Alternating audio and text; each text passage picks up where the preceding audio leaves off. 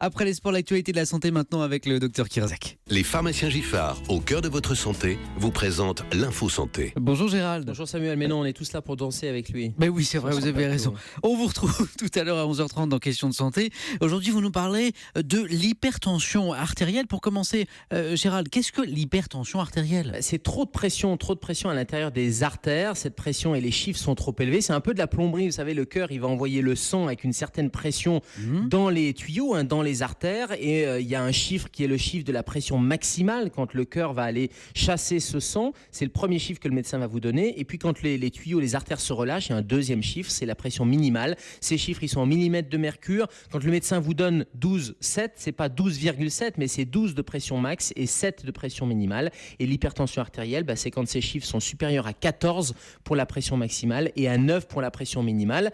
Le problème, c'est qu'il n'y a pas de symptômes. Quand on a de l'hypertension artérielle, on ne ressent pas les symptômes et pourtant ça fait des dégâts. Là aussi, je continue mon analogie avec la plomberie. Vous savez, quand il y a trop de pression, ça va faire des dégâts sur les tuyaux, ça va faire des dégâts sur les radiateurs et ça va faire des dégâts sur la chaudière. C'est tout le problème, l'hypertension artérielle. Ça fait des dégâts partout dans l'organisme. Et quels sont les facteurs qui favorisent son apparition ?